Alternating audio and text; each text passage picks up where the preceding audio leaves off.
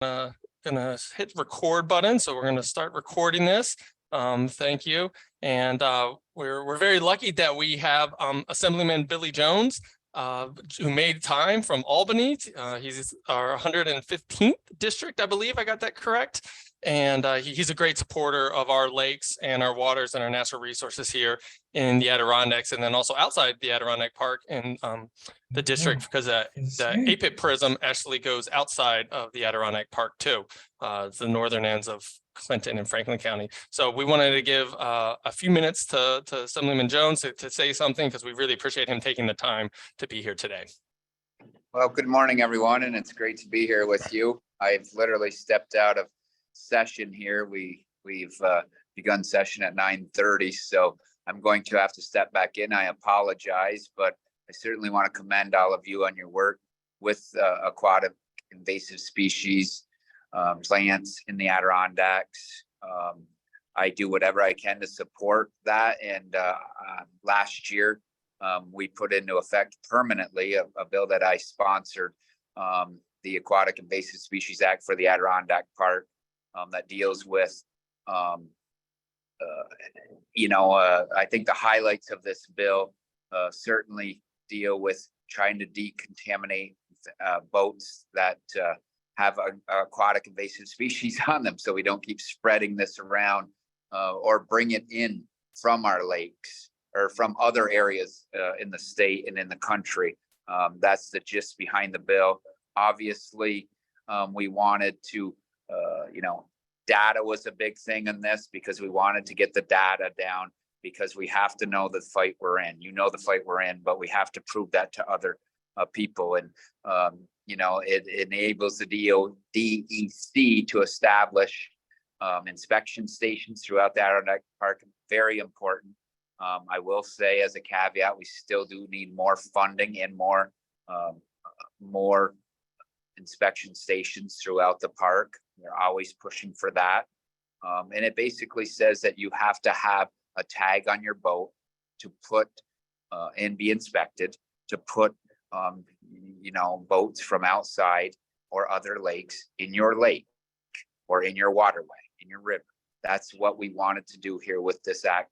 And I think another big thing that we wanted to put in this bill was the obviously we want more enforcement on it, but the idea of having education, I think that was a big part on coming from local governments and from organizations such as yours, because let's face it, unless you live here and you've been affected by this, it might not be a top priority to you. But we do know that having these mechanisms in place protect the Adirondack waterways, certainly will continue to help people that are from the park and outside the park enjoy our waterways, and it keeps our local ecosystems healthy. I think that's the most important part of this.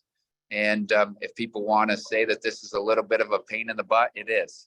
It should be, because we need to protect our waterways, and we also need to protect your valuable land associated with these lakes that we have in the Adirondacks. I'm a clean water advocate for the Adirondacks and throughout the state of New York. I will continue to be. And that's just a quick rundown of what this bill does. And I certainly wanted to say how important, and thank you for all the work that you do to protect our Adirondack waterways. And I please use me as a resource, and I'm here to help out any way I can. I do apologize for the rushed introduction or the rushed summary this morning, but I certainly wanted to commend you on all your work that you're doing, and certainly wanted to continue to reach out to you and have you reach out to me if you feel that there's anything more that we can do to help. Billy, I may have missed this. What was the name of the bill? It's the Aquatic Invasive Species Act. Okay. It Bill 8755. It's passed. It's signed into law. as of last year. Well, thank you so much, Assemblyman Jones. The clean, drain, dry, our prevention, we always stress that as key. And then the other real key that we really stress shows is that, it takes all of us. It takes our legislators, our lake associations, our different agencies, APIP. So all of us working together. That's why it's great to see 40-some people here, because I know everybody really cares about our lakes and our streams here in the Adirondacks, and we want to do the most we can to protect them. So we thank you of helping do that in Albany. Absolutely. And anything more than I can do, we can collaborate with more on more issues that we feel or you feel that we can put into law or put into a statute to make sure and continue to have our waterways clean and invasive species free. That's our goal, right? And to make sure that we continue to not only enjoy our Adirondack waterways for everyone, but also make sure that we are doing whatever we can to protect them and whatever we can do to protect our environment. Our water is our most valuable asset we have in the Adirondacks. We should do everything we can to continue to protect them. Awesome. Well, I see that Connie is going to be able to stay on for the rest of the meeting. So we'll let you go and do the important work you have to do for the state of New York. And I see some little messages and reactions coming in saying thanks. So we really do appreciate your time on this. Thank you so much. My door is always open. Please, anyone feel free to reach out and contact me. Thank you. Bye. All right. Bye. Awesome. Well, that's a great start. It's always great to hear from our elected officials that they are aware and they're people that we can talk to. And we know that Assemblyman Jones is somebody that we've seen at many of our meetings and then out on the lake. So it's a good resource for us to have. Well, let me bring up this. I'm going to kind of use a little PowerPoint to kind of guide us here. So let me bring this up and I can share my screen.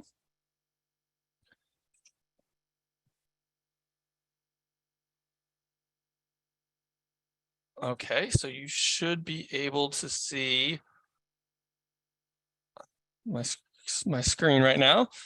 So welcome. This is our partner roundtable. This is a chance for all of us to get together and share lots of different information and, check in the wintertime. It's a good time for us to be planning.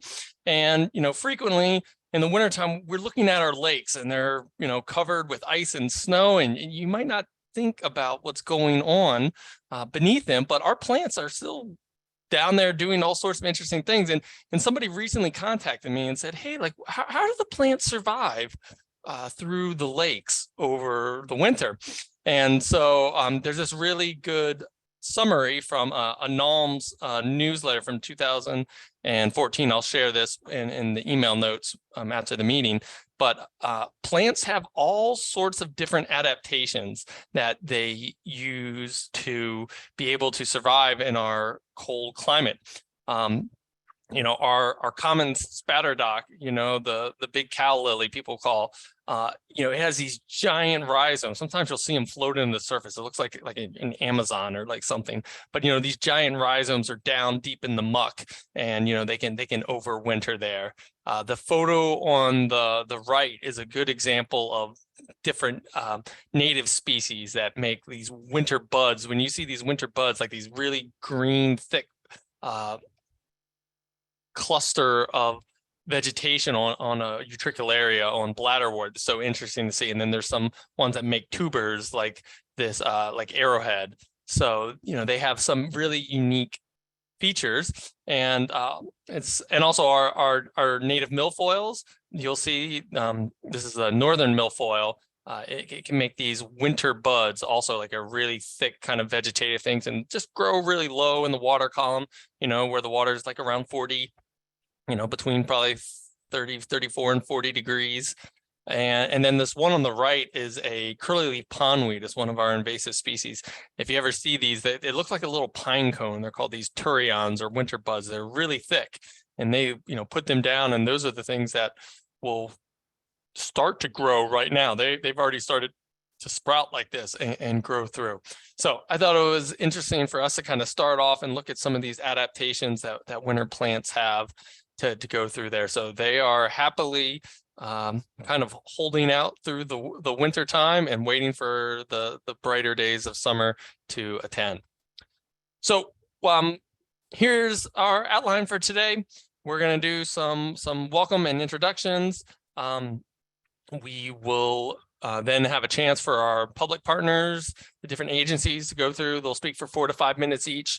We might have some time for question at the end. And then we're going to open up in group discussions and really kind of focus our discussions around prevention, monitoring, and management to hear what is going on with the other lake associations and, our partners all across the prism. So, so this is how we will go through and do this.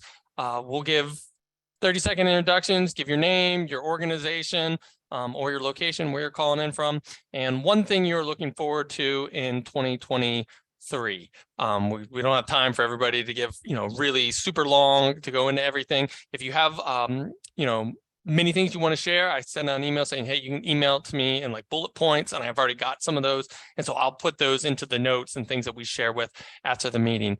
So if everybody goes through their name, organization, and location, so that way we can run through the 40 some people that we have on here, and I'll kind of use this list to kind of from the signups to go through. So first one up is Becca.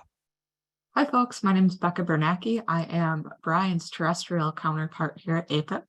And in 2023, I'm looking forward to continuing our fight against invasive species. And one quick shameless plug, we will be hosting kind of the terrestrial version of this meeting tomorrow. So if you're interested and not already registered, please feel free to register for that event. Yep, same time, same channel tomorrow. So if you join us, we can talk about that. Donna. Hi, I am a member of a new committee we're forming in Peck Lake with the Peck Lake Preservation Association. We do have what we believe to be invasive species, in particular water milfoil in our bays, and we want to find out how we can fight that, and that's really what I'm here for. Awesome, welcome Donna. Tom. Hi, everyone. Good to see you all. I'm coming to you from the snowy campus of Paul Smith College, member of the Adirondack Watershed Institute. This year, I'm really looking forward to continuing to work with so many great partners to prevent the spread of aquatic invasive species and promote water quality education throughout the park. Awesome, Tom. We'll be looking forward. We're going to be doing Water Week again. You bet, Brian. Looking forward to it. Good. We're looking forward. That's always a highlight in August. So hopefully many of you will be able to partner with us. Hannah. Hi, good morning, everyone. My name is Hannah Coppola. I am the Aquatic Invasive Species Program Manager for the Capital Region PRISM, and I'm looking forward to the ice finally melting and getting out onto the water for some aquatic invasive species surveys. Great. Hannah is in our right across the border for us. So she helps us a lot with all of our stuff on the southern edge of the park and the areas leading up to there. Graham.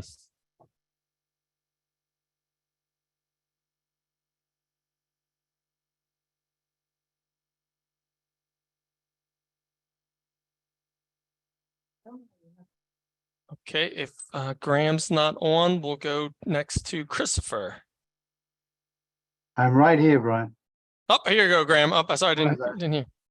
I didn't unmute myself.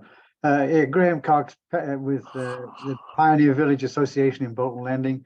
We've had a lot of help from Becca, and I'll join the call tomorrow on terrestrial aquatics.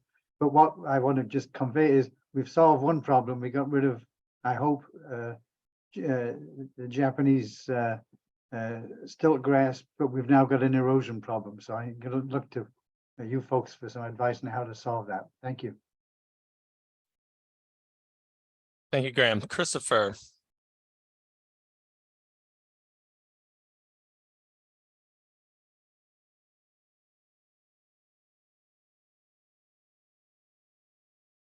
Christopher's not on. We'll go to Stephen. I think Chris was muted. Oh.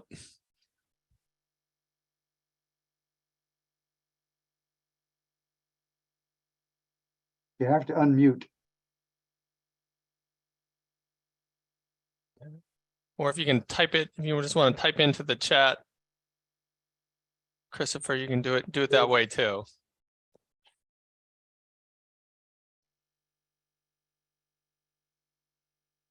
Because I can't hear you, Christopher. So we'll go next with Stephen.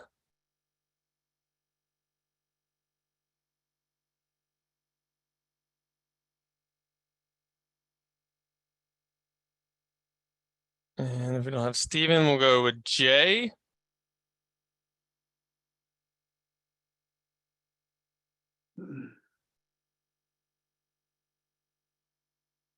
And no Jay, we'll go to Randy. Hopefully I'm unmuted. I can hear you, Randy. All right.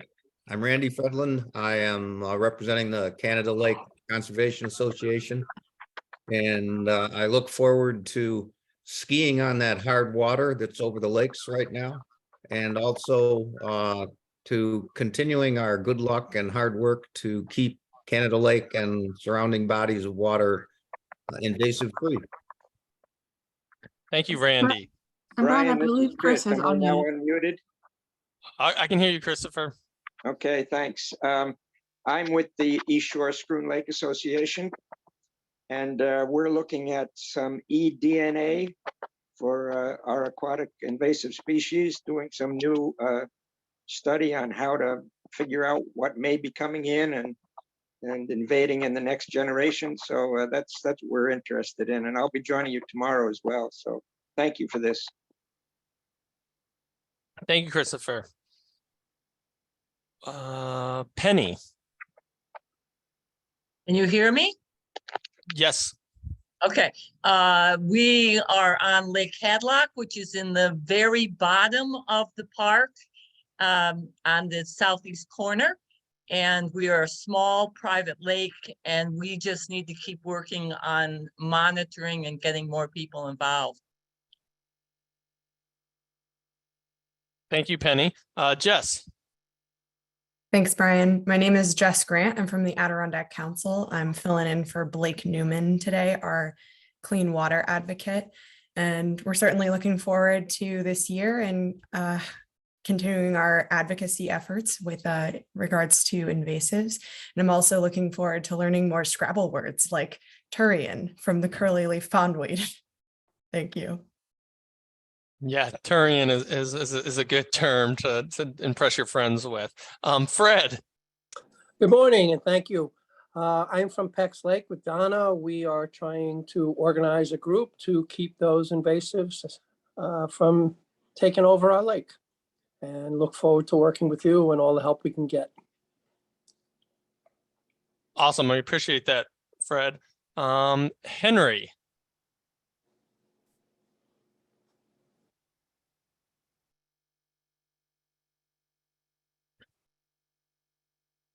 Don't have Henry on. We'll go to Scott. I think I saw Scott on. Yep, I'm here. Thanks, Brian.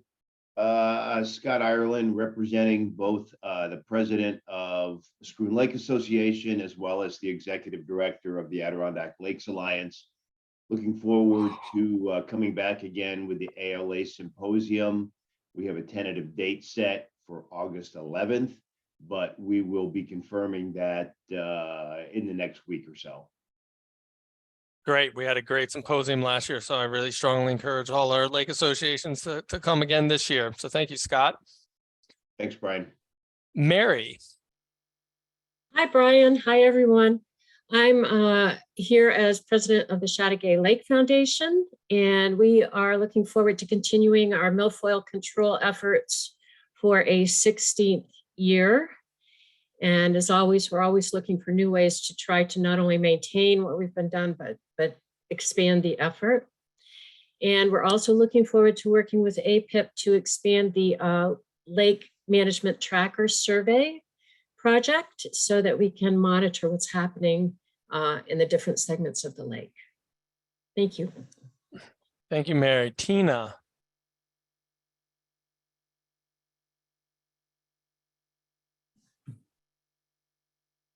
Tina's not on. We'll go to another one of our APIP team members, Sean. I'm on. I'm here. Okay, here's Tina.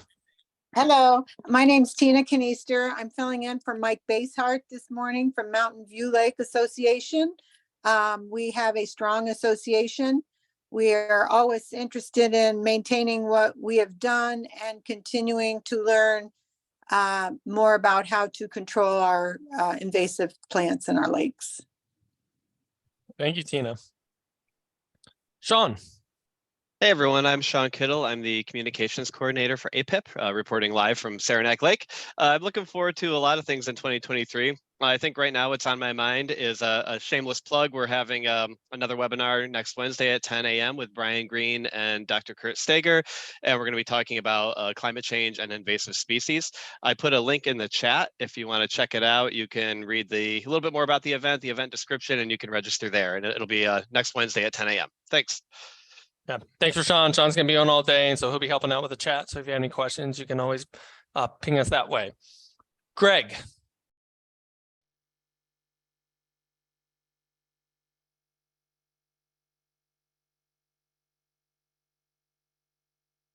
All right, if Greg's not on, we'll go to Diana. Hi, everyone. I'm Diana Lawrence, representing the Adirondack Lake Club. I want to first thank Brian and Rebecca for these excellent roundtables. They are a highlight every year. And I want to thank the members, the people who are on the phone, for the phone calls that have happened after the fact and the help that you've provided us. I'm both excited and nervous about our plan this coming summer to post signage in strategic locations. For example, when you drive in onto the preserve, you'll see a sign that says "Prevent invasives, decontaminate water gear, watercraft before putting them into ALC waters." I'm excited because we're putting them, we think, in places where people need to get that information right before it makes a difference. I'm nervous because there will be those who haven't listened to our talks or looked at the flyers we put in their mailboxes or read the e-news or what have you, who'll read this and say, "What the heck?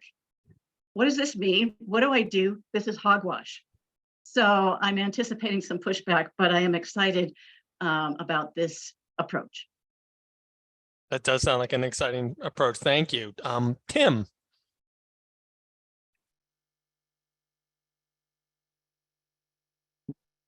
Good morning, everyone. Can you hear me? Yes, we can hear you, Tim. Can everyone hear me? Okay, beautiful. I'm Tim McNeely, and a property owner on Eagle Lake up here in Ticonderoga, New York.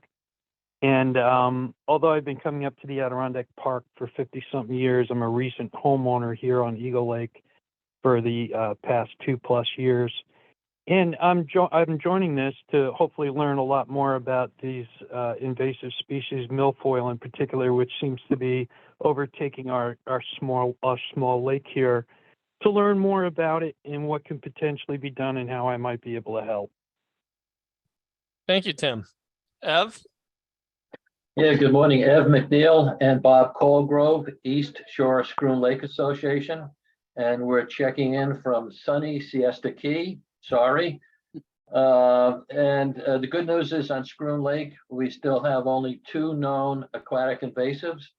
But we've recently learned about eDNA, and we're trying to look into that and understand if it's feasible for use on Schroon as an early warning system.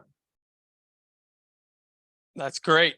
We can talk about that more in the monitoring section. Liz. Hi, I'm Liz Metzger. I'm the research associate with the Ausable River Association. And we're looking forward to another season with our river steward, who provides outreach to river users about aquatic invasive species and also monitors the river and our watershed lakes for invasives. Guy. Hi, Guy Middleton from the Upper Saranac Foundation, where I'm the lake manager, also regional director for Adirondack Lakes Alliance. We're just looking forward to getting closer to eradication in a few of the water bodies that we manage with our aquatic invasive dive team. Great. That would be an awesome success story. Alexander.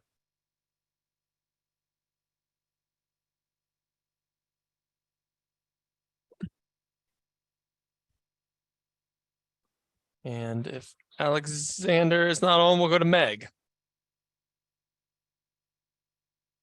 Morning, everyone. Meg Modley, the Aquatic Invasive Species Management Coordinator for the Lake Champlain Basin Program. I'm going to flip what I'm looking forward to this year because I'll have plenty of AIS updates later.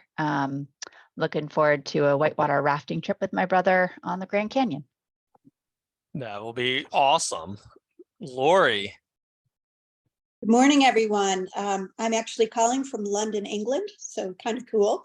So I am a boat wash steward for the town of Caroga, and I also am on the team with Randy Fredlin for the Canada Lake Association, and we are looking forward to working with the Peck Lake along with other lakes in the area to mitigate any invasive species.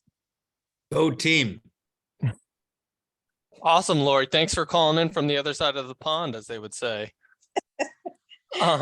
Jim. Good morning, everybody. I'm Jim Panero with the Adirondack Park Agency. I guess the one thing that I would be looking forward to this year is working with as many of the individuals and entities that are represented here in this call throughout the course of the next year. Great. Thanks, Jim. Paul.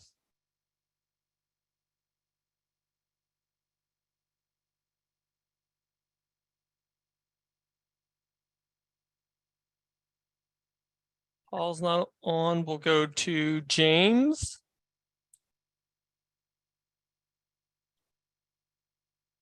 James Ralston. And if we don't have James, we'll go to Susan.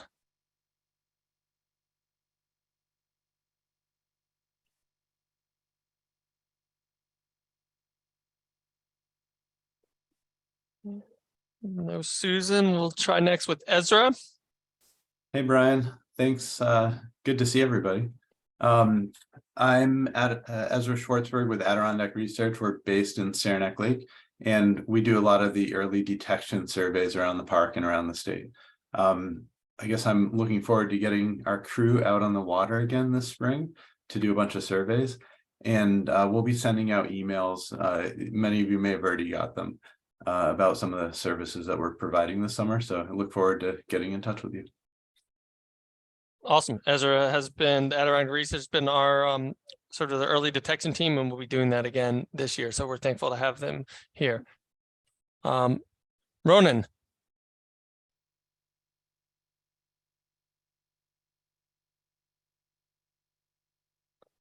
Michael.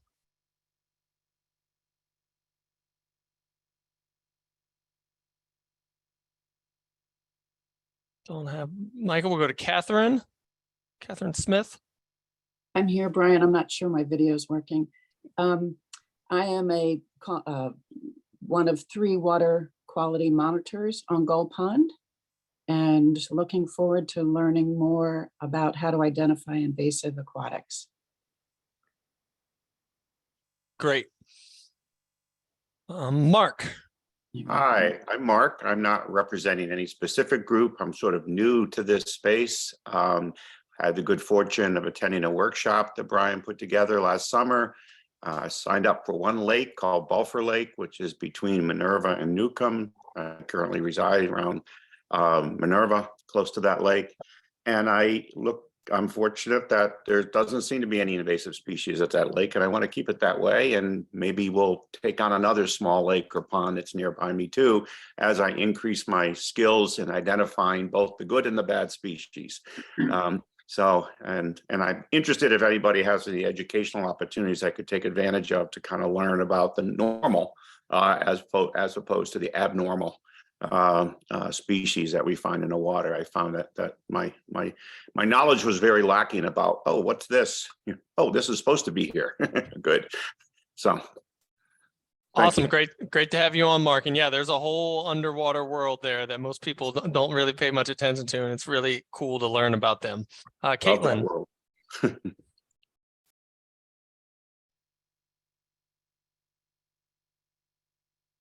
And if Caitlin is not on, we'll go to Glenn. Hi, folks. I'm Glenn Sullivan. I work for Solitude Lake Management, and I've got a camp in the North Creek area. I surveyed the Cedar River flow for a number of years, and after taking some time off, I'm looking forward to a new lake to survey this year. So I'm open to suggestions. Thanks. Well, awesome, Glenn. We got plenty of lakes you can help us monitor. Emily. Hi, this is Emily Tyner with Lake Clear Association. I apologize for no video, but my internet's been on and off.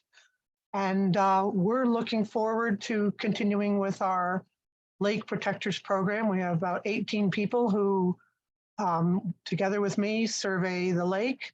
And we're interested in keeping Lake Clear free of invasive species.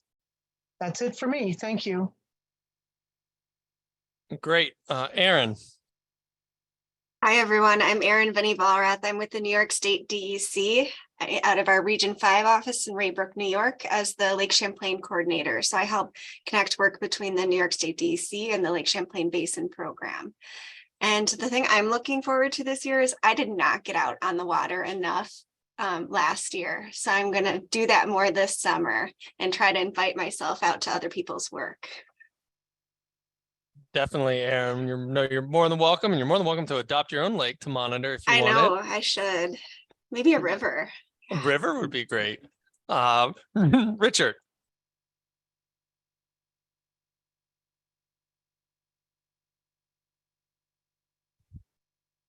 And we'll go to Kathy next.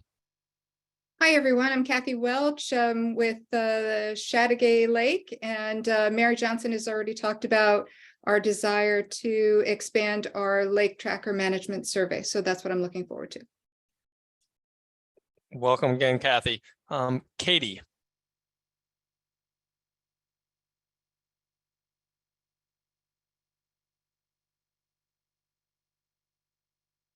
Katie's not on. We'll go to Dave.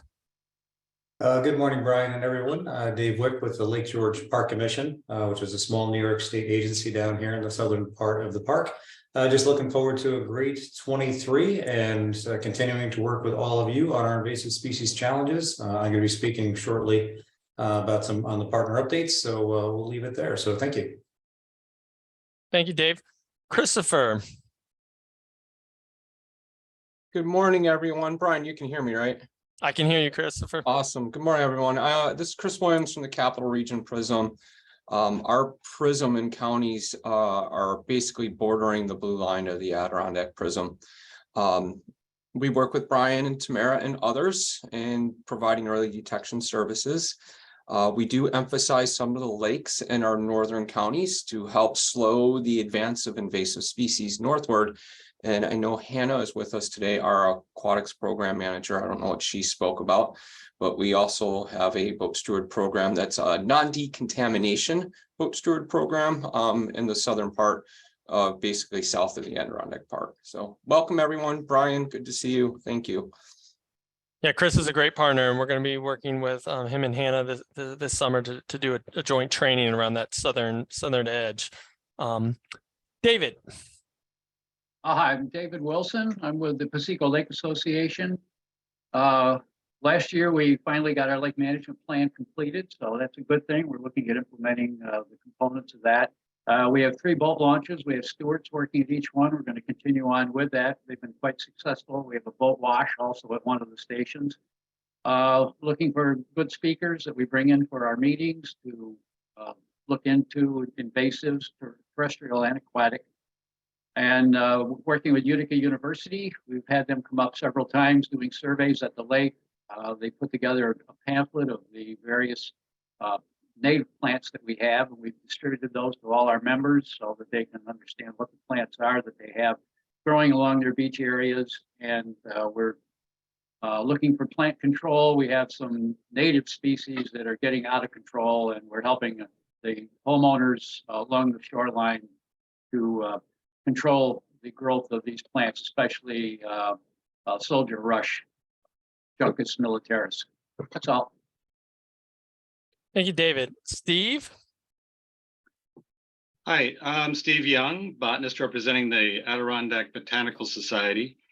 And we're a group of botanists and plant enthusiasts who survey the plants of the Adirondacks, including aquatics. And we have a new project coming up trying to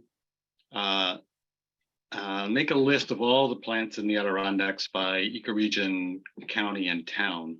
And of course, we're interested in any lists of aquatic water bodies for that. And also if people who use iNaturalist to put any aquatics in iNaturalist too, so we can see those. You can check out other projects too that we have on our updated website, and you can join too for free.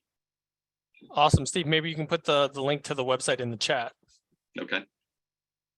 And then any other people who we can go over? I think is Connie still on from Assemblyman Jones' office? I am. I've been listening. You can introduce yourself. Hi, yeah, I'm Connie. As I said, I am the Assemblyman's community liaison, but I do pretty much a little bit of everything. I actually was with him when you had the symposium for the Adirondack Lake Association last year. But I'm just here to listen. So, and I put my contact information in the chat if anyone needs to reach out to me. Thank you. Thank you for coming. Anyone else? Hey, Brian, this is Eric Reardon. I used Erin's link to log on to the Zoom here, which is why you see her name here. My name's Eric Reardon. I'm Aquatic Invasive Species Outreach Specialist with New York State DEC in the Lake Champlain Basin program. And I'm looking forward to doing some fly fishing myself in the Adirondacks this year. That'll be great. Anyone else? Morning, Brian. Brett Wimsatt with Paul Smith College Adirondack Watershed Institute. So I'll follow suit with Meg. I'm going to be talking in a little bit, so I'll cover what I'm looking forward to for the program then. But on a personal note, certainly looking forward to more lake trout fishing and northern pike throughout the summer months. But then also it's certainly going to be a busy season on a couple fronts, as my wife and I are expecting baby number 2 in early June. So it's a lot on the books for the summer. All right, some exciting things to look forward to. Yeah. I just want to introduce myself. I'm Bill Wright. I'm a new member of the Chateauguay Lake Foundation. I work with Mary and Kathy. I'm particularly on board here because of my belief that communication is going to be important as we update our lake management. And I'm interested to hear how all you communicate with your larger constituencies.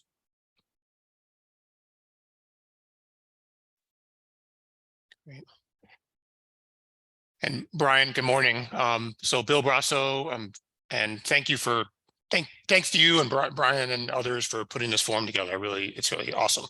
And I'm just want to say I'm fortunate to be the Stewardship and Education Director at Paul Smith College for the Adirondack Watershed Institute. Coming up on my 1-year anniversary pretty soon, and we'll talk more, but I think I have a new canoe I bought in late fall that hasn't seen the water yet. So I'm looking forward to that. Awesome. Anyone else? Hi guys, sorry I'm late. This is Paul Powers. I run the water quality program for Big Moose Lake, and first time been involved in this organization. I appreciate the opportunity to listen in. I've been going in and out of meetings, so really eager to learn more about what the organization does and how I can help. Awesome. Thank you, Paul. And maybe that was all 44 of us. Anyone else going once, going twice?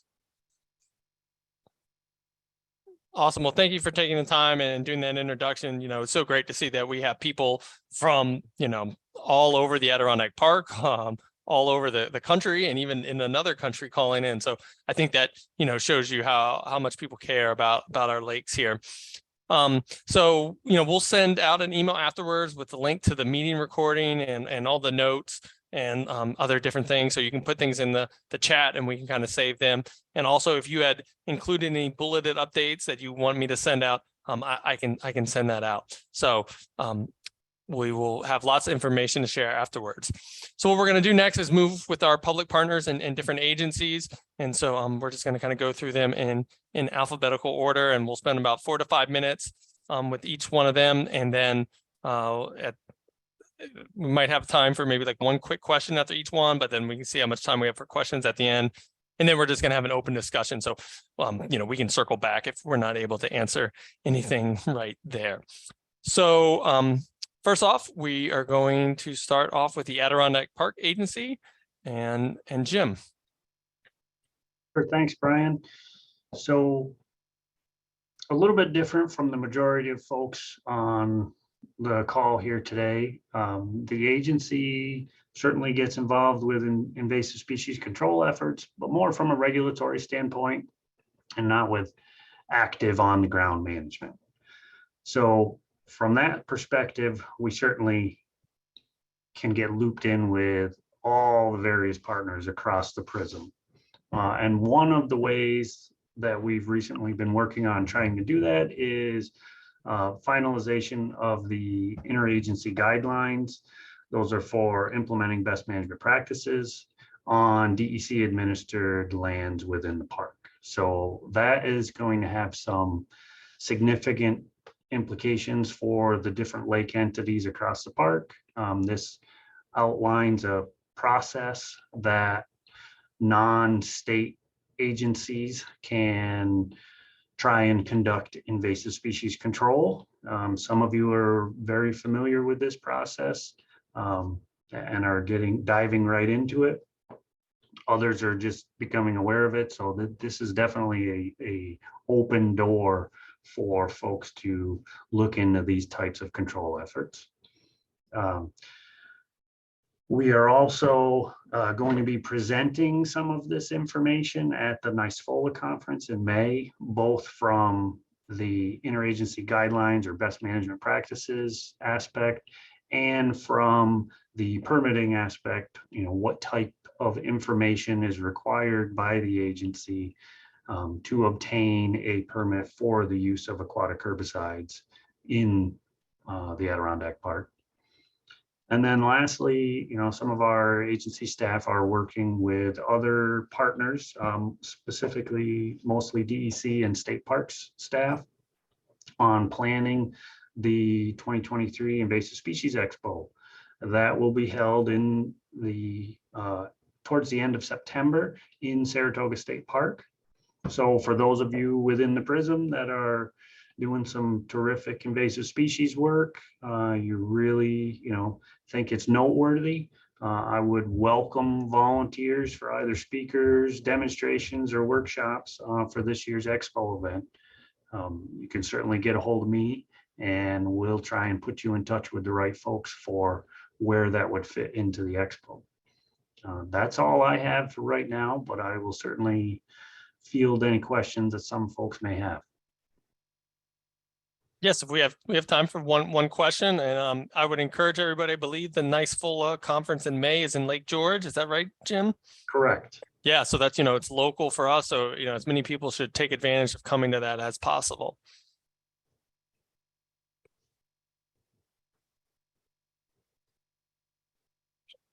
If you have a question for Jim, you can come off mute, raise your hand, or you can type it into the chat real quick. Brian, this is Meg or Jim. Could you just speak a little bit more about how many people come to the Invasive Species Expo? Like, who does that attract? What groups get together there? So the Invasive Species Expo is actually going to be a larger outdoor event. In the past, we've been limited to the numbers of folks, but we are expecting to host about 500 people for that event. The way it is currently being broken out, Sunday, many of the demonstrations will be open to the public, and then there'll be professional content on Monday and Tuesday. So that is currently that's the schedule for it. Obviously, there's a lot of details to be worked out, but that's the overall plan. And is this a park agency sponsored event? The park agency is a partner in it. Okay. DEC is really the overall organizer of the event, but there are many individuals involved in the planning of it.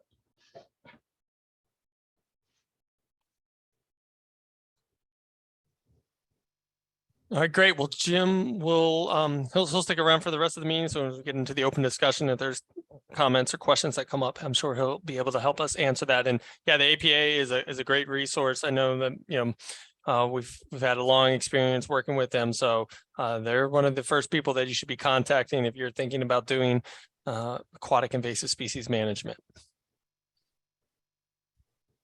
I'll go next. Adirondack Park Invasive Plant Program.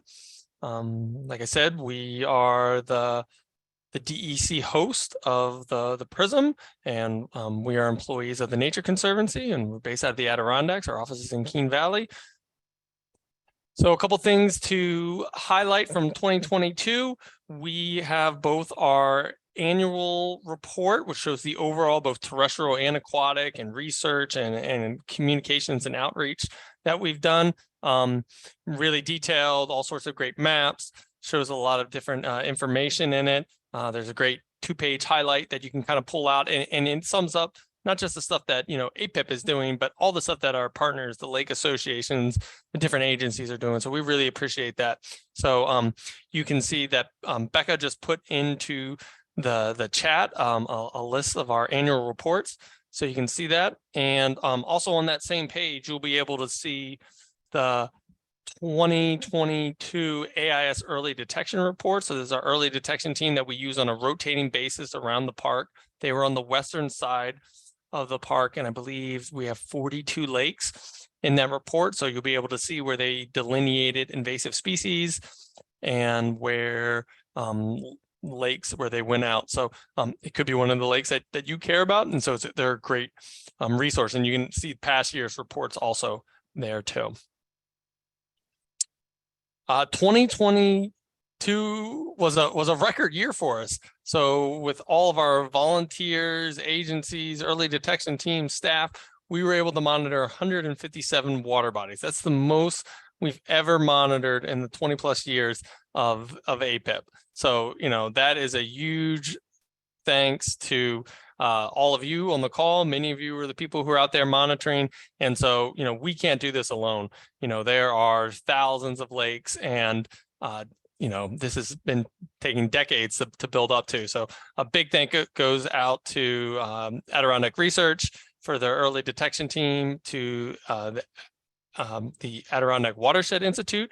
They had their professional staff out monitoring some lakes, and then to all the different lake associations. So going to be tough to beat 157 in this year, but we've raised the bar, and I think if we get everybody involved, we can get out there and try to do it again. So 2023 for monitoring, we will continue with our programs that we do. So Lake Protectors is our volunteer and partners that go out, they adopt the water body. We train them on how to monitor for 16 species, and then they report if they see it or they do not see it. So we'd love to have you participate, and I encourage all lake associations, they should have at least one member or group of people do it. And it's a pretty fun way to get out in your lake and use that new canoe or use that new boat and go out there. We will again have an early detection team. It will be focused on the northern region for us. Once again, it'll be Adirondack Research doing that. So we'll have another series of lakes that we prioritize for monitoring. So if you have special projects or a special lake in that area, please contact me. We can't promise that we'll be able to get them out there. We use a ranked priority approach, but it is something that we're able to do once again with our DEC funding. We will be hopefully continuing doing some eDNA surveys of high recreation locations, looking for with a real focus on tier 1 species to do early detection. So we did an eDNA project last summer working with the SLILO, our partner PRISM to the west. And so we're just kind of continuing that. This is a new monitoring technique that shows real promise for early detection.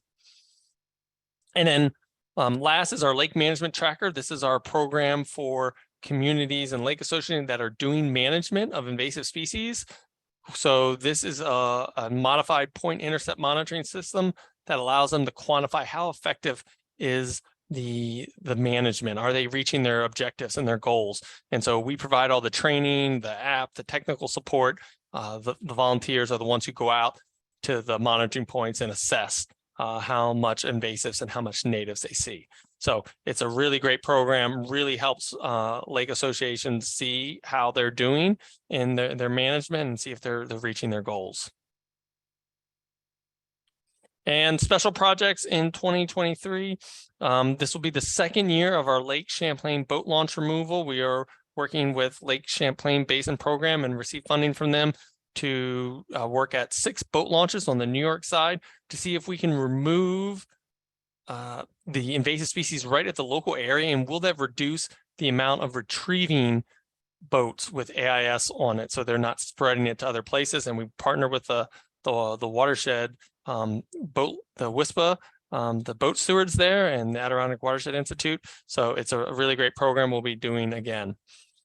We're hoping to look at doing some evaluation of the Lake Management Tracker program. So we're kind of trying to come up and work with some people to see how well the program is. The program started in 2018 with Aaron and Lee Walrath. So we kind of have enough data in it now that we can kind of start to look at how is the program working. What are the long-term trends we're seeing?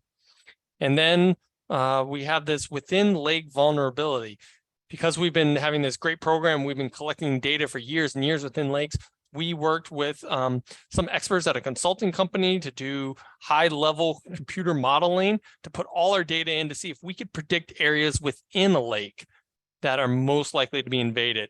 And the initial model results are fairly promising. They showed like around a 70% accuracy for prediction. And so hopefully by May, we will have an interactive app where people will be able to go in and look at their water body and not only see what areas within a lake are most likely to be invaded. So it can take a big lake like Chazy Lake, or maybe, Lake George, or some other ones, and kind of help you hone in like, hey, where are the areas that it's most likely to see invasive species? And you can do that early detection in those places. So look for future webinars and information about that. All right, that's all for me, and I'll hold off on questions from my thing until we get into the different sections, or you can write them in the chat, and we will go over to the Adirondack Watershed Institute with Bill and Brett if he wants to go also. Yeah, that sounds great. Thank you, Brian. And I don't know if we can share our screen. Is that, or if that's not possible, you can. Let me stop my share. And do you see an option on your thing where you can share your screen? I think Brett's taken that. Hopefully he can.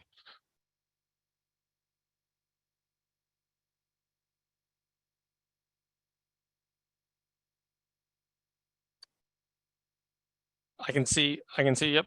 We're almost there. Got stuff in the way. There we go. It's okay.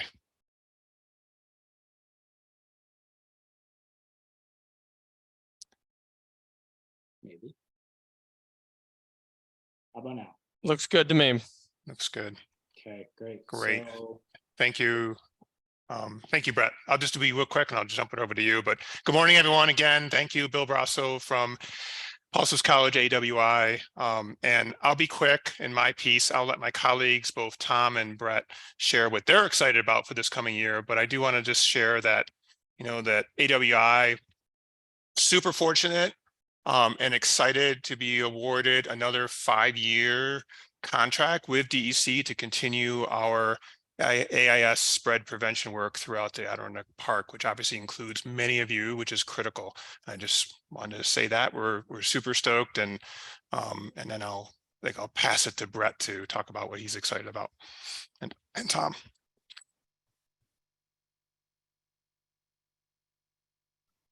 Great, thanks, Bill. So yeah, as I mentioned earlier, really excited to work with our partners this year to continue some of those week-long celebrations, as Brian had mentioned.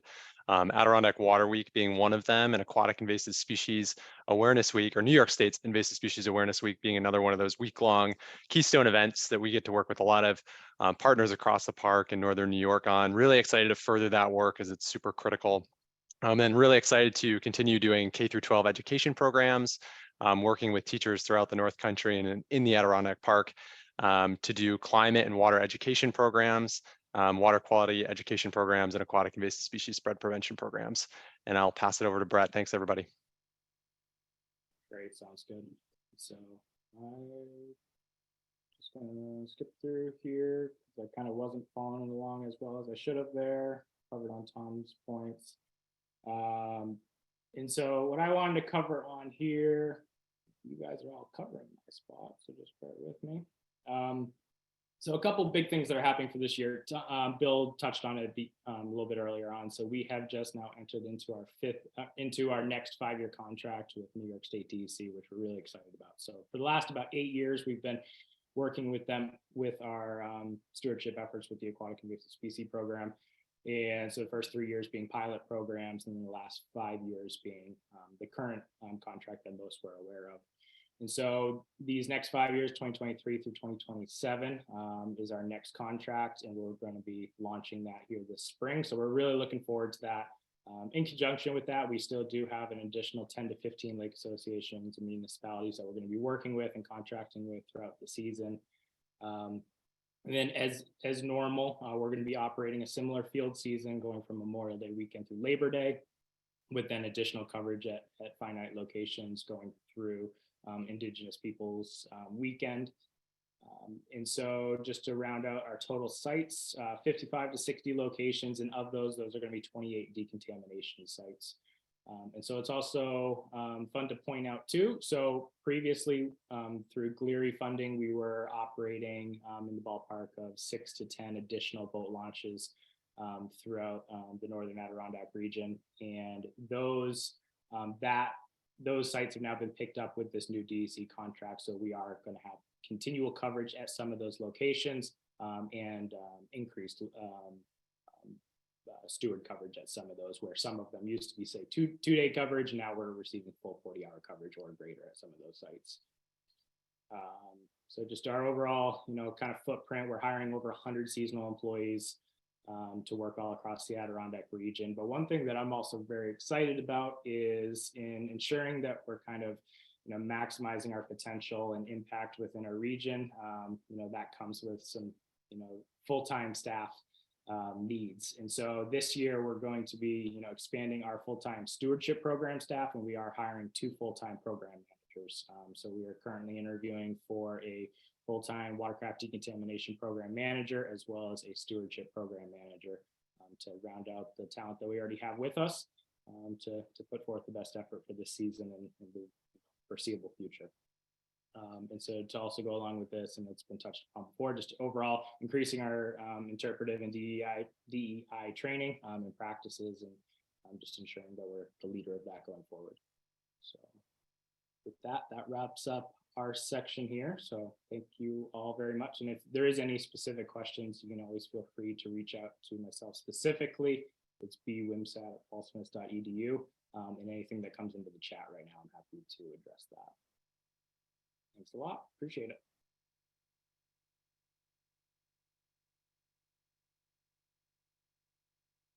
Awesome. Thank you, everyone from AWI. We are super lucky to have them and all the great stuff that they do, both the research, the public outreach, and then monitoring and managing the steward program. Nationally, the watercraft inspection steward program that started here in the Adirondacks and spread across New York is one of the best programs in the country. So we're very lucky to have that. And as I always say, prevention is, our most important thing.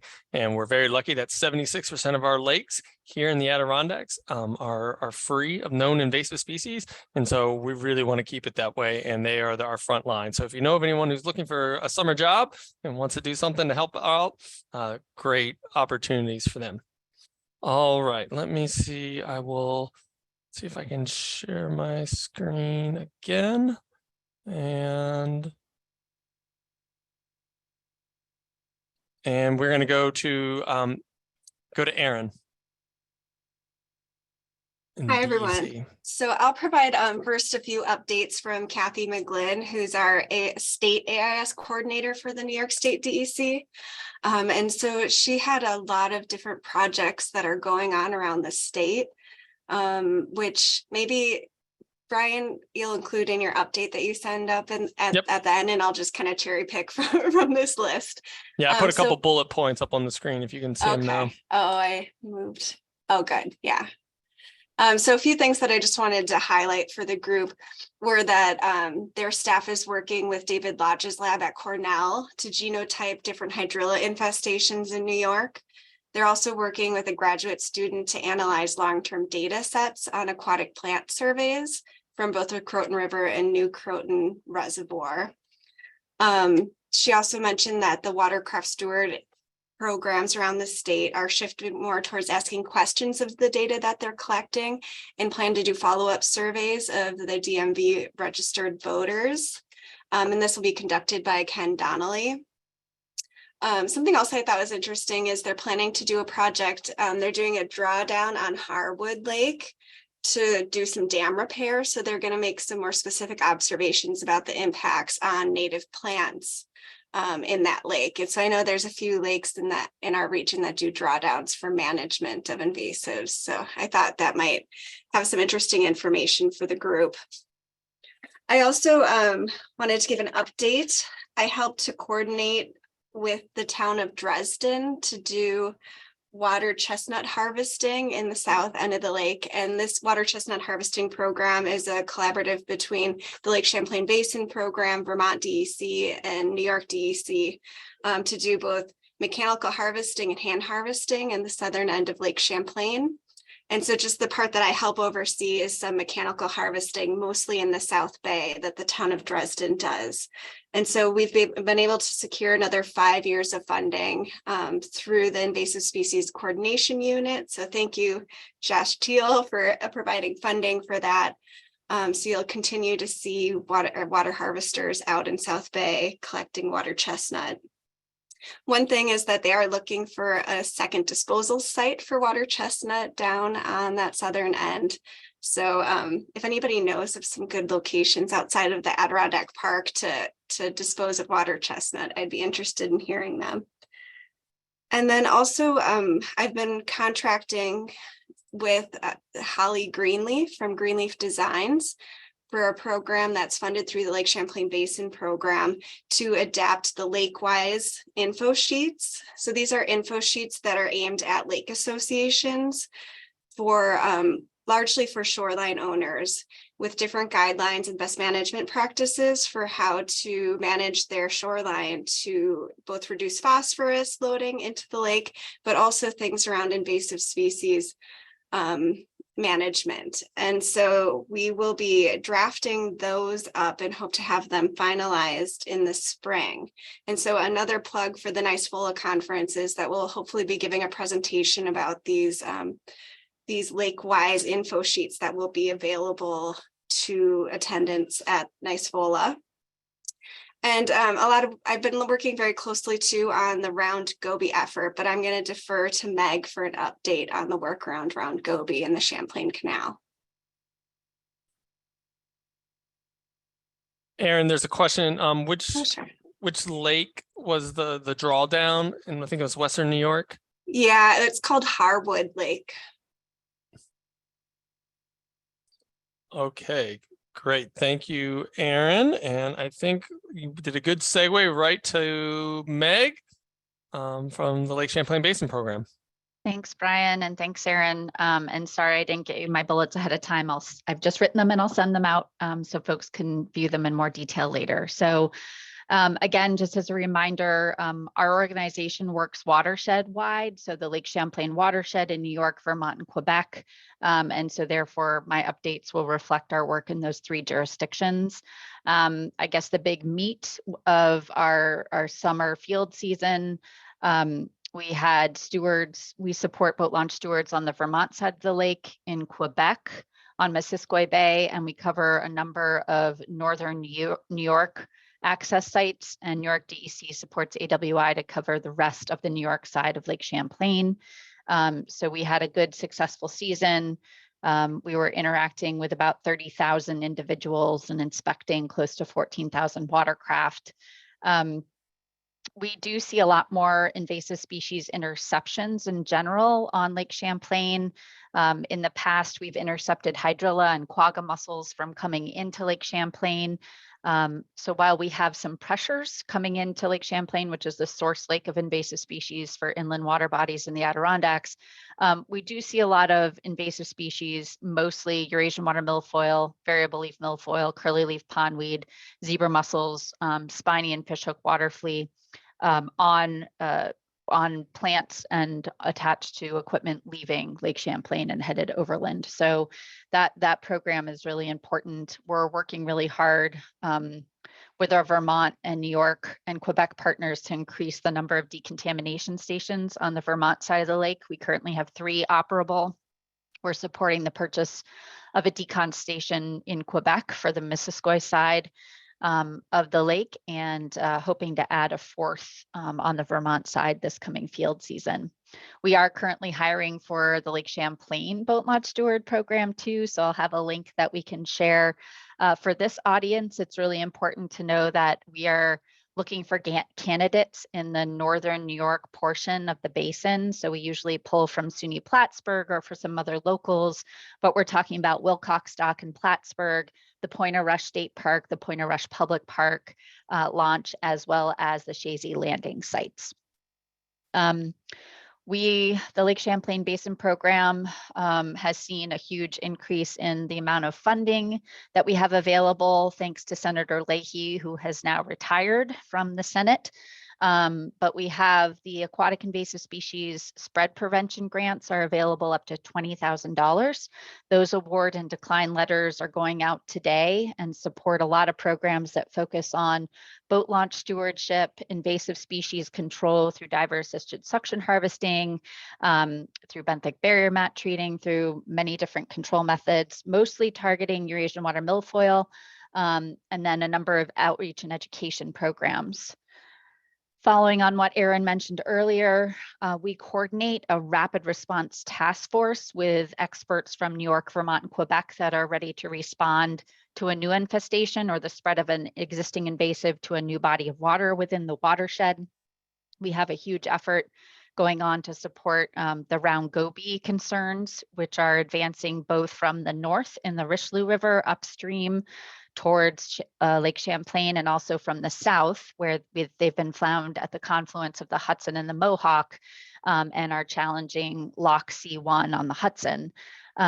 So in that effort, we're supporting USGS out of New York to conduct early detection monitoring, trawling, and electrofishing in the Champlain Canal up into Lake Champlain, including looking at points in Lake George and further north. We're also collaborating with U.S. Fish and Wildlife Service, is doing a much larger analysis or look at invasives in Lake Champlain, targeting Round Goby. And recently, a lot of great coordination with the Quebec Ministry of Environment, as well as Parks Canada, in conducting early detection monitoring for Round Goby in the Richelieu River. We are in touch with and supporting efforts to update and create rapid response plans for Round Goby expansion. We've supported a lot of education and outreach work, and are looking to do a few campaigns targeting ID and bait fish and social media. And as a result of this huge effort, U.S. Fish and Wildlife Service and the Basin program are supporting a new position in New York DEC, and that's Eric Reardon. And I'm just going to give him 30 seconds to just say what he's been working on relative to this, and then I'll finish my update. Hi, everybody. Thanks, Meg. So my name's Eric Reardon. Again, I'm the Aquatic Invasive Species Outreach Specialist with New York DC in the Lake Champlain Basin program.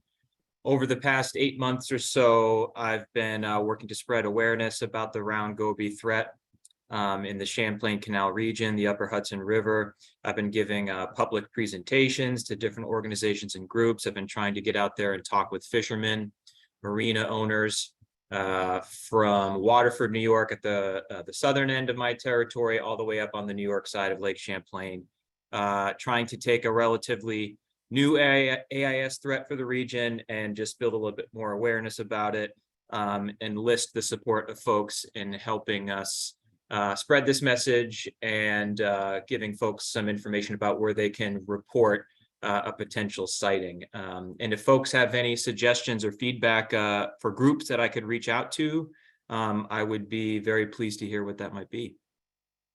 Thanks, Eric.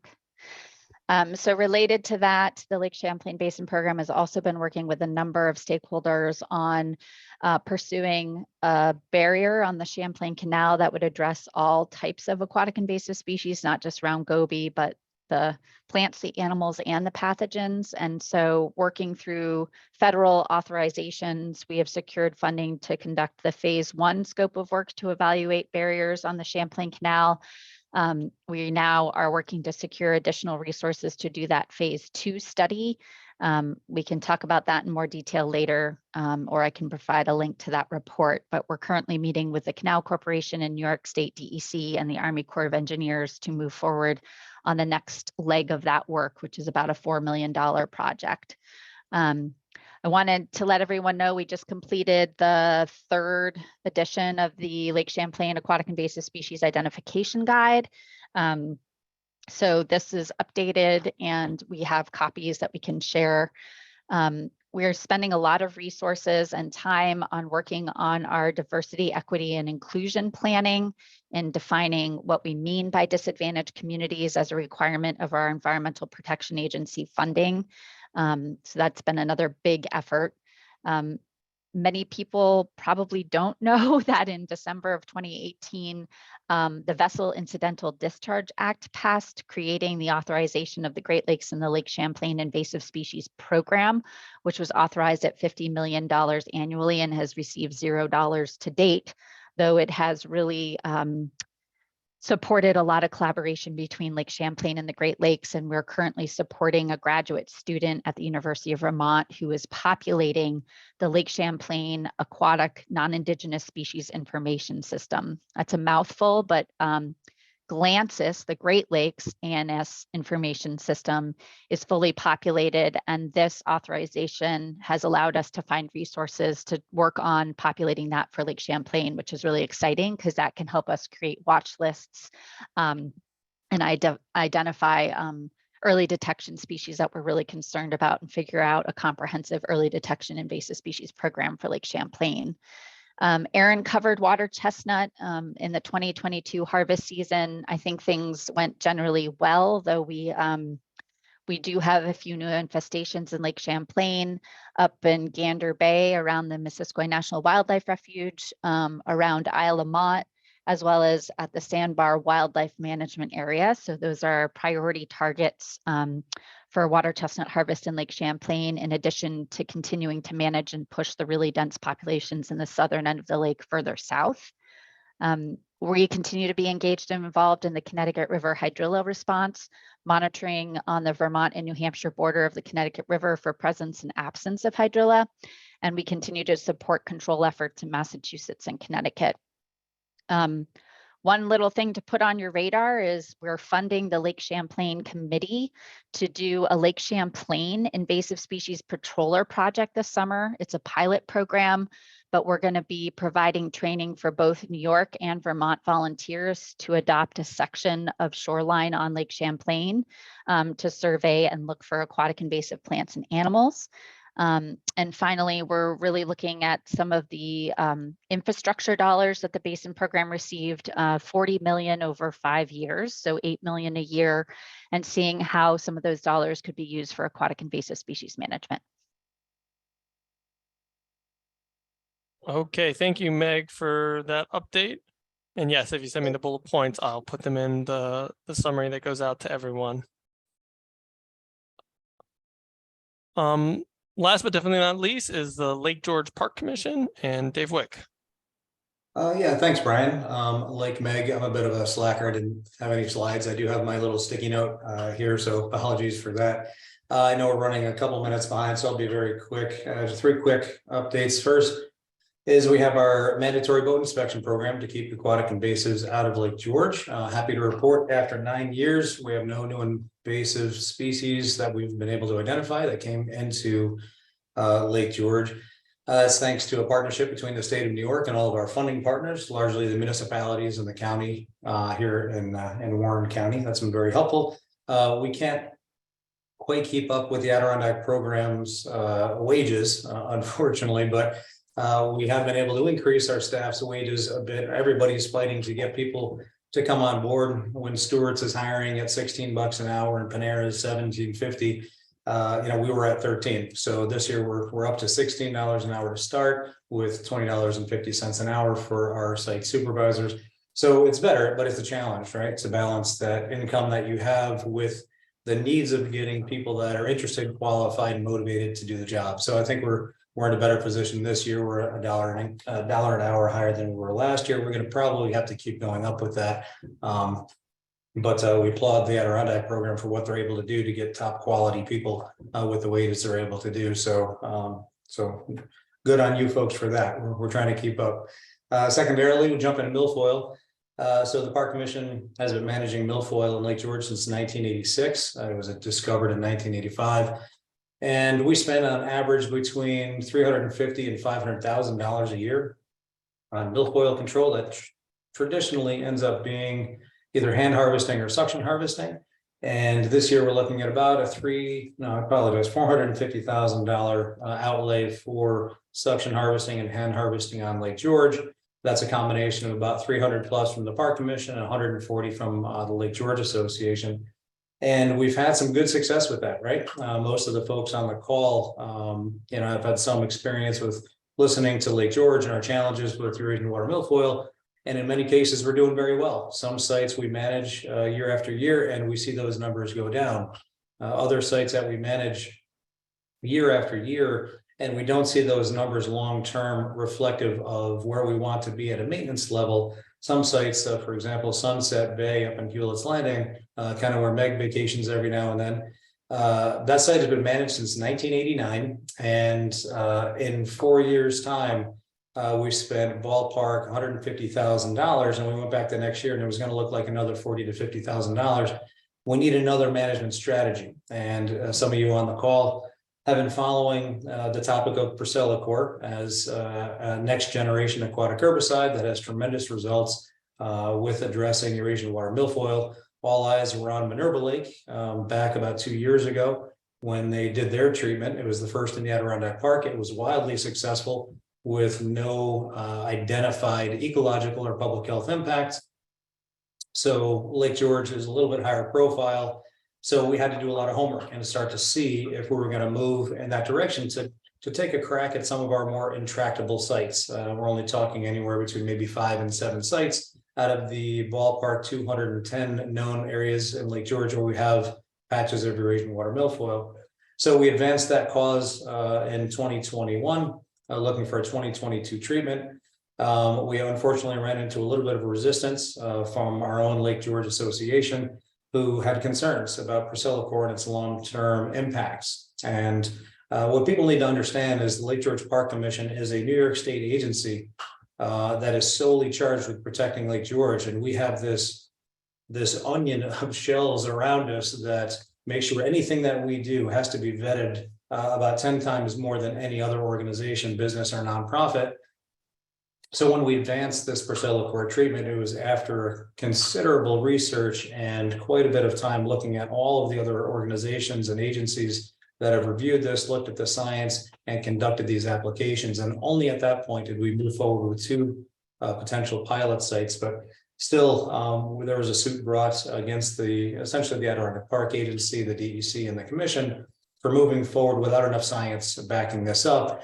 And that court case is being heard on February 17th next week by Judge Mueller. There was a 1-year injunction on the commission's project, so the court could hear more about the case and the information, and we were fine with that. Our goal is to get the best public information we can out there. We struggle with that. We are not a public outreach agency. By contrast, the Lake George Association is built around getting the word out. And we're losing the public information battle because they can click a button and send out information to about 5,000 people. We don't seem to have that ability. And we struggle to get the accurate information out on the level of scientific rigor and regulatory review that has gone into the federal and state approvals for Procelicor. 49 out of 49 states after the EPA approval that have reviewed Procelicor have approved it for use in their states. So we understand there's some hesitation, but we have Meg on the line, we have Len Sullivan on the line. We have some very smart people here that know about Purcell Accord and been kind of following this issue. So we're hoping for a positive outcome next week. You'll certainly read about it in the papers if you pay attention to Lake George. But our goal is to just try to get the facts out to people and saying this is something that has zero public health impacts, and the only ecological impacts that you see are positive because we're seeing the native plants come back. And again, look no further than Minerva Lake, Lake Sunnyside here in Warren County, Glen Lake here in Warren County, Saratoga Lake, dozens and dozens of lakes, and over 100 certainly in the Northeast. So I don't want to get on a soapbox about it, but it's certainly important to us. And again, this is not the Park Commission becoming, as they say, the chemical cowboys in every possible spot in Lake George. This is what we're doing. It is part of an integrated pest management program where the sites that respond well to suction and hand harvesting, that will be the future of these sites and get them down to where they need to be. The sites that we really struggle with, we need another tool in the toolbox. We're very happy to see the support letter from APIP and also the Adirondack Lakes Alliance last year to say we support what you're trying to do and we believe in science and we believe this is the right way to move forward. So I guess that's all I'll say on that, but I'm happy to take any questions. And again, there are smarter people than me on the line that know some of the more details about the product itself. But Brian, thank you for the opportunity to say a few things. Great. Well, we really appreciate that. Dave, you can see in the chat there's a question from somebody about the herbicide. So if you want to answer that, I'll let you. You can do that through chat, or we can go in it when we talk to our open discussion later on. So I'm going to stop the share right now and say, thank you to all of our different public agencies for providing those updates and different things. We'll make sure we send out their contact information. And so if you have a follow-up question that you want to do with them, they can go through there. So we have 7 more minutes in our scheduled time for kind of just like open discussion, but I can stay in longer for this to stay through there. So if you're able to stay through longer, but before people start to drop off, let's see, I'll give kind of, we'll kind of fast forward to the end, and we have a little poll to do also. So let me bring up share my screen again.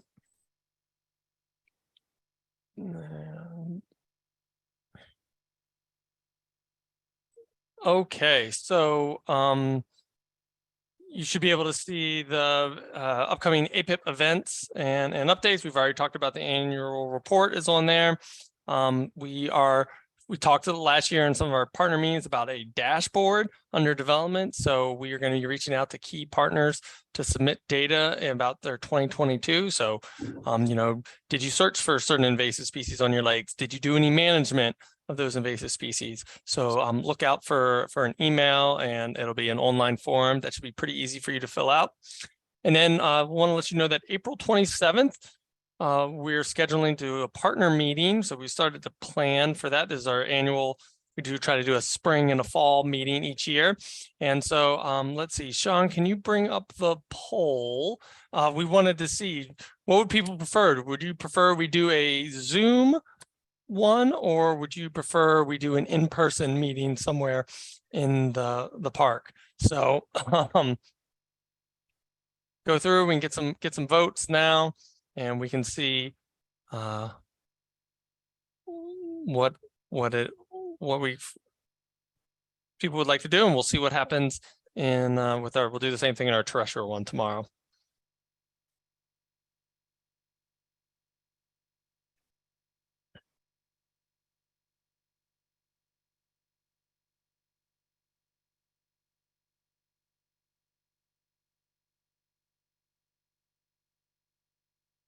All right, so I think we're just about done. Looks like voting's kind of go through a slight advantage to online, people said. So Sean will capture that. I think it's at 66% online and 34% in person. So I know we have a lot of people all over. So the online virtual thing does make it great to do that. So yeah, I think can we share the results right now? People can see this. All right, and so we'll follow up with our terrestrial one, and you'll see an update about that. Thank you. And just a couple other things to say. Forest Pest Hunters is going on right now, so you can do your surveys through April 9th. If you don't know how to participate or go through, you can contact Becca or myself, and you can go get on our website and see the details. Like Sean said, next week we're doing a climate change and invasive species webinar on February 15th at 10 a.m. with Dr. Kurt Stager. And in March 15th, we will be doing a native species gardens and pollinator webinar. So if you go to adkinvasives.com, you'll be able to see that and register for these events. So definitely want to thank everybody, but now we will open it up to everybody to have some questions. So you can use either the chat feature or the raise hand, or come off mute and say something. So open forum to talk about prevention, monitoring, management, any questions you have from anyone. May I ask a question? Bill Wright. I'm in Chattagay Lake. I've been at the boat launch at Chattagay Lake many times, and one of the things that I'm aware of is that people who have been fishing in Lake Champlain often come to Chattagay Lake to fish. And one of the things that, well, they'll inspect the outside of the boat to make sure it's clean, but one of the things that I've noticed is as the boat is going down the boat launch, at least this was one boat, water came pouring out of the boat. I don't know where it was coming from. It may have been an inboard engine, but that's a source of potential contamination that you can't tell from the outside. So is there anything that can be done to prevent water being carried by a boat from one lake to another? Because we certainly don't want zebra mussels or spiny water fleas in Chattagay Lake. Absolutely. Brett, you want to go over the drain protocols? Thanks. I was trying to get to my buttons. Yeah, no, that's a great question. And so that is all part of the clean, drain, dry standard that we're trying to, kind of press upon the boating public in general. It certainly isn't just the exterior of the boat, the exterior of the motor, the exterior of the trailer. It is everything that's inside. So part of that clean, drain, dry standard, the drain part is ensuring that all internal compartments have fully expelled their water. So likely what you saw is water that boats that do, whether there's a bad seam or a bad rivet somewhere, they suck in a little bit of water and it's down in the bilge. And so when boats shift their position at the launch and it fills up and it hits a certain sensor, it triggers the bilge to expel that water out. And so we routinely see that. And so in most of those cases, those are boaters who then didn't remove their drain plug commonly before going to the next water body. So that is something that we're addressing with the public while we're out there. And that's also something that our stewards throughout the park, including the ones at Chattagay, are asking for. They're checking to see if those drain plugs are removed before they go into that next water body. And also it goes beyond just the bilge itself. It's also the live well or any other interior storage compartments, anchor well, things like that. So yes, no, I mean, it's 100% true. It goes far beyond just what's visible on the outside of the boat. Thank you. And also, I mean, as Brett, the clean, drain, dry, but we're trying to push the message that, the best way for anybody to follow the clean, drain, dry standard is go to one of our decontamination stations. You'll be able to get that certification that you need. And, they're flushing it with that 120, 140 degree hot water, and that kills those veligers and, spiny water fleas and other items. So, really try to push as many people as possible to use that service. Yeah, absolutely. No, agreed. And then also one other thing to point out, specifically for Chattagay. So one thing that we talk about with our stewards is being able to identify water bodies that are higher risk for one invasive species or another. And so when they show up at a particular water body that doesn't have those given AIS, kind of the narrative and the discussion can change a little bit. And so a lot of those popular water bodies where boats are coming from Lake Champlain, Chattagay is certainly one of them. that conversation can change a little bit to making sure that we're checking, at a heightened level and really pushing those decons for those interior compartment spaces, things like the bilge and doing motor flushes and whatnot, specifically for water bodies that have, whether it's spiny water flea or fish hook water flea or any of the number of mussels. So it's absolutely, the decons are there and we're trying to use them. Can the people who are inspecting the boats, can they insist that be done?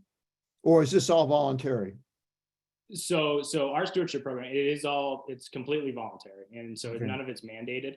However, if we're there, the decon services are always open and operational, so long as we have the staff there for it. So, for instance, at Chattagay, we staff that location from Memorial Day weekend through Labor Day, sometimes into Columbus Day weekend, and it's a 7-day week location. So for more or less standard business hours, we're there and operable. And so any boater can use that resource at any point while we're there. Great. Well, I just want to let people know that it is 11:32 right now. So if you need to jump off, you can jump off. We're still recording this. So we'll post this online and you can come back and see this, but I'm happy to stay on longer if other people are willing to stay on longer and discuss. But if you got something else to go to, you're more than free to go on to that. I see a comment in the chat. How do we get more decon stations? And not to step on, Brett or, Bill's toes, but, yeah, we want to get as many as we possibly can. We're trying to put them out in strategic locations. There are places that, might be far away. So, I know that they've been having discussions and APIV's been having discussions with them about where can we put some. So that is a thing, but, at the end of the day, we are limited by resources. We will never have, a boat steward or decontamination at every single lake. Unfortunately, that's just not realistic. And so the real thing is about creating this culture of clean, drain, dry, where people are doing it on themselves, at their own homes, taking these steps, because we're really looking to change the education and the behaviors of people so that it just becomes kind of a standard practice. And who knows, maybe we'll get everybody doing so well that we won't need to have stewards, one day. Meg raised her hand, I can see. Yeah, I just wanted to add to that, having a steward and doing a survey or an interview and talking to the public is so very valuable, because this is all about risk reduction. So, there is limited data, but the data does suggest that individuals with their naked eye are over 80% effective at removing aquatic plants from boats and trailers. And yes, it is more effective to use a warmer temperature water for internal compartments to help flush and remove those species, but draining is also very helpful. It's really the concern about those small-bodied organisms or the early life stages. So I'd say, not all is lost if you don't have a high-pressure hot water unit. There's still, the actions that you're taking are likely greatly reducing the spread, but there is need for more decon stations.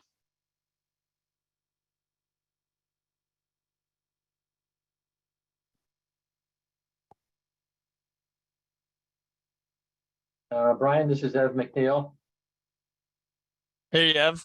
I got a question for Dave Wick. Dave, in your presentation, you mentioned hand harvesting versus suction harvesting. Do you find one more effective than the other? And do you use them, possibly where you have heavier concentrations of EM or lighter? I guess interested in your thoughts on that. Sure.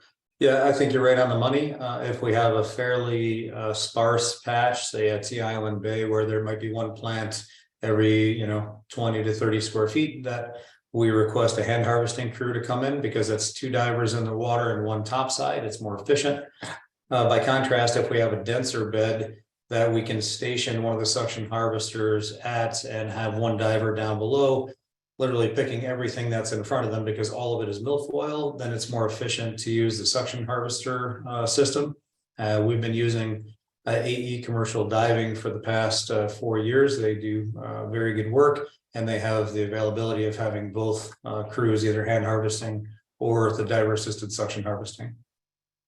Okay, thank you.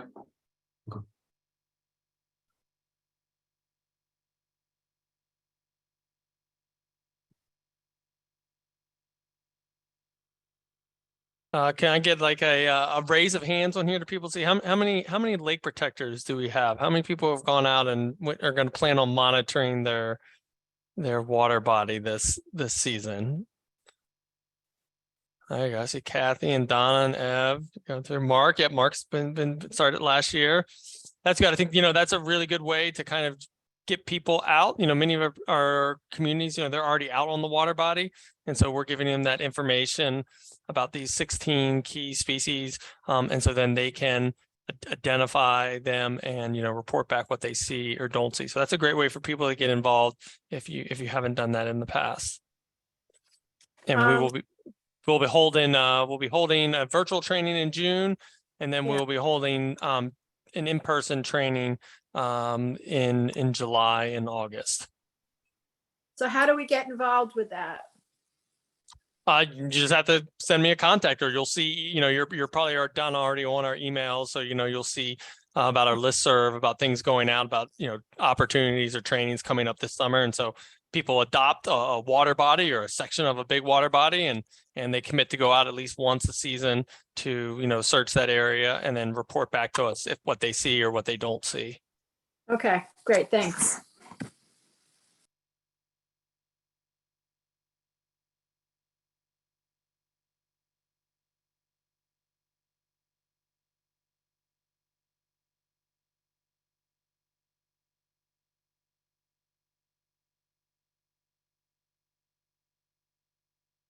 Any other questions about like maybe monitoring or management?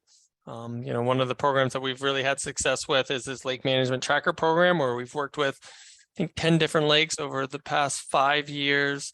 And that really kind of gets to that, some of the things like the questions you were asking Dave about, like, okay, how do you know, is the management working? You're spending hundreds of thousands of dollars. Some of our lake associations are spending, 60, 70, $1,000 a year. How do you know that is reaching your goals? And so it's one way that allows you to look at what the overall picture is of your invasive species and kind of use some quantitative data. And that's been really successful. We've had Loon Lake for 5 years. Kathy's on here. She's the one who goes out and collects the data for Upper Chattagay. And, they're able to now use that data to kind of look at their management and then reassess, like, are we being successful? Are we seeing what we want to see? So we would encourage communities and lake associations that are doing management to participate in this program.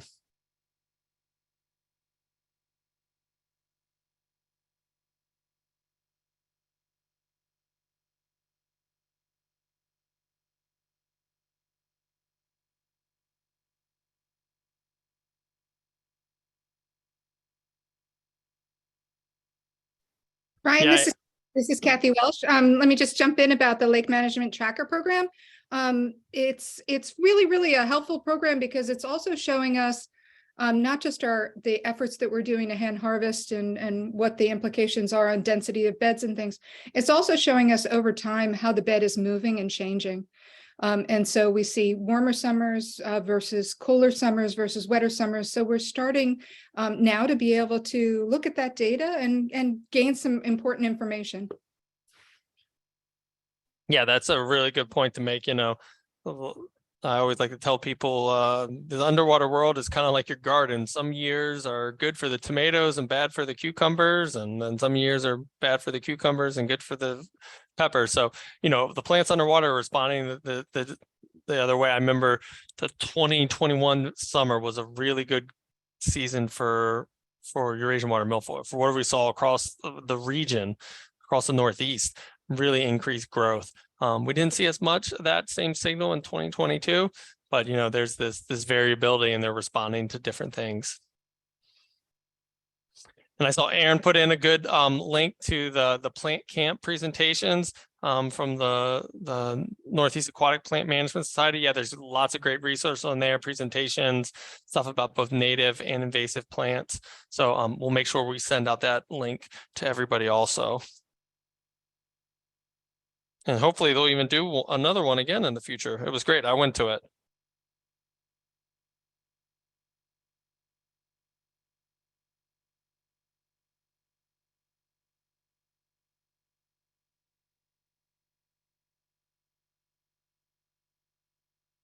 2023 will be in Connecticut. Okay, so thanks, Meg. That's good to see.